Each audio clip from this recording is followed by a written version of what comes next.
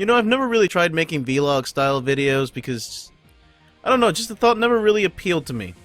I've never really considered myself the kind of person that could hold an extended conversation with a webcam, and, I don't know, for people to find that fascinating.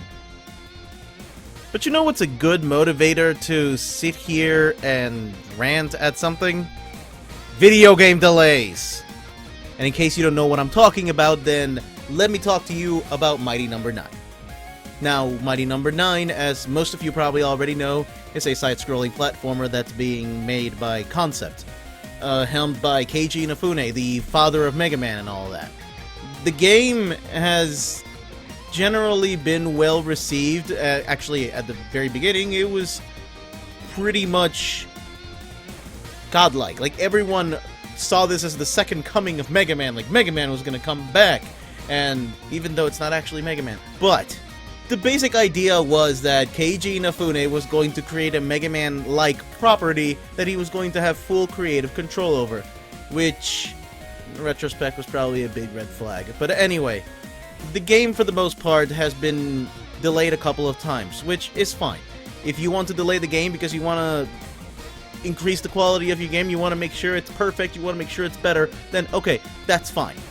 But the reason that we were given for why Mighty No. 9 was delayed this time, this being the third time, three times, was that there are some networking issues to work out. Now, specifically, that there is a bug in the matchmaking system.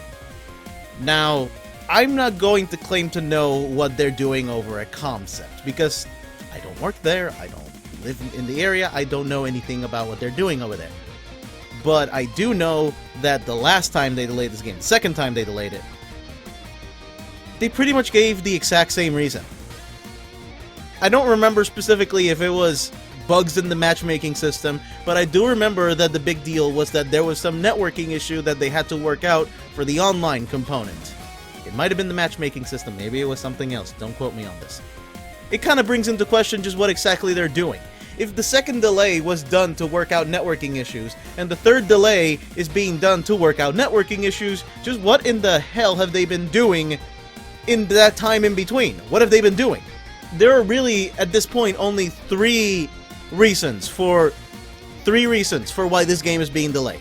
One of them, and this is the optimistic reason, is that they are legitimately concerned about making it the best product they can. This is the very optimistic reason.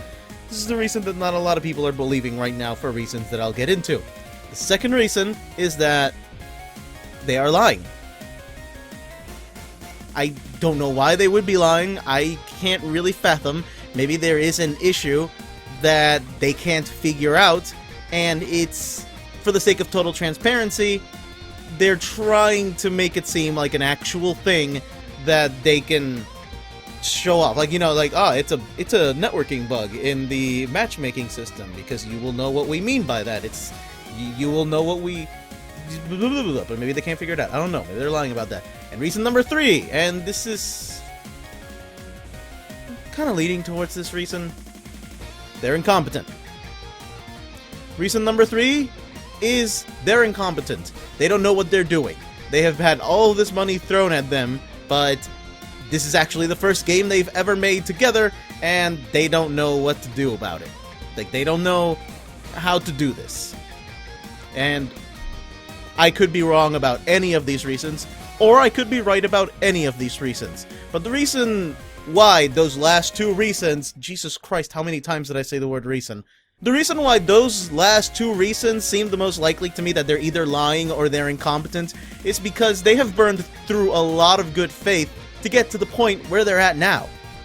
Mighty No. 9 was a game that was built on the shoulders of a bunch of Mega Man fans that have had nothing to look forward to from their parent company. Capcom has done almost nothing with the Mega Man franchise, and Keiji Inafune took advantage of that and showed up with a product that is very Mega Man-like, that he promises will be just as good and will basically relieve that nostalgic itch that everyone is feeling because everyone wants Mega Man, but Capcom's not doing Mega Man. But Keiji Inafune is making something like Mega Man, and maybe we can have that Mega Man-shaped void in our hearts filled.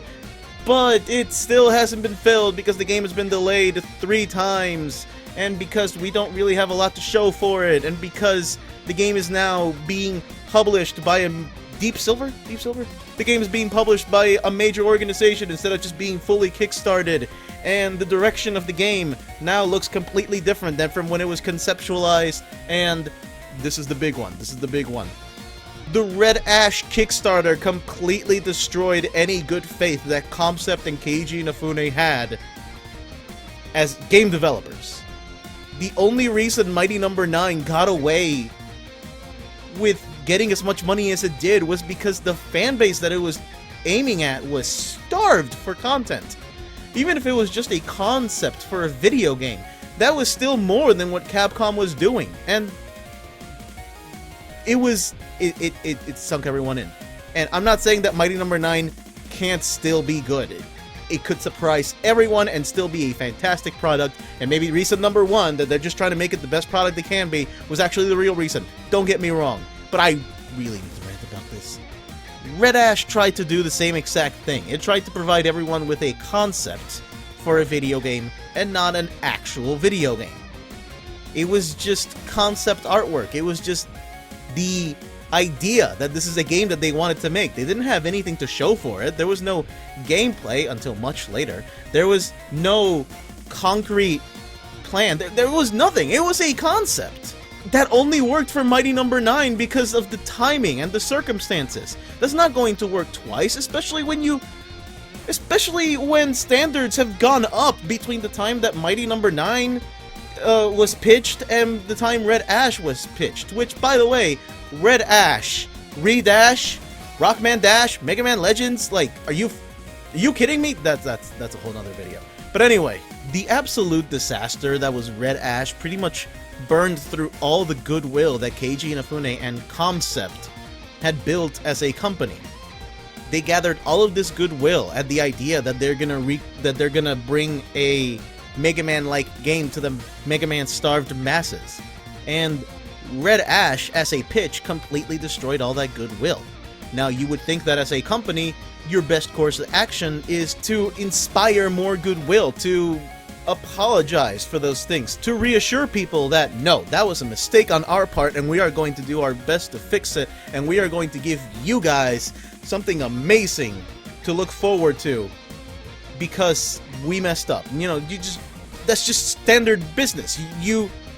To make your product marketable, you have to make it appealing, and if there's anything that happened that made it look unappealing, you have to rectify it. That's what PR departments are for. Just, but delay after delay after delay, and the reasons they're giving seeming more and more like excuses rather than actual reasons, is making Mighty Number 9 look less appealing by the day.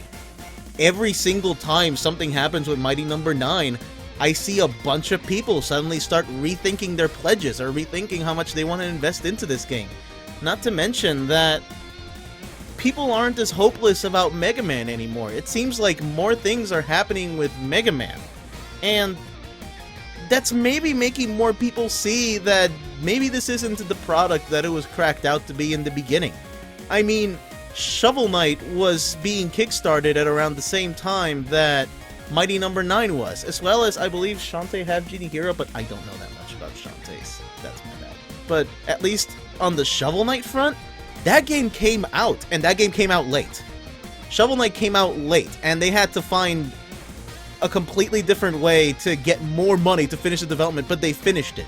And the game came out, and the game was massively successful, and it has its own expansion, and it's working on the Kickstarter goals, and Shovel Knight is a good example of a game on Kickstarter that definitely lived up to the expectations, that definitely gave people what they wanted.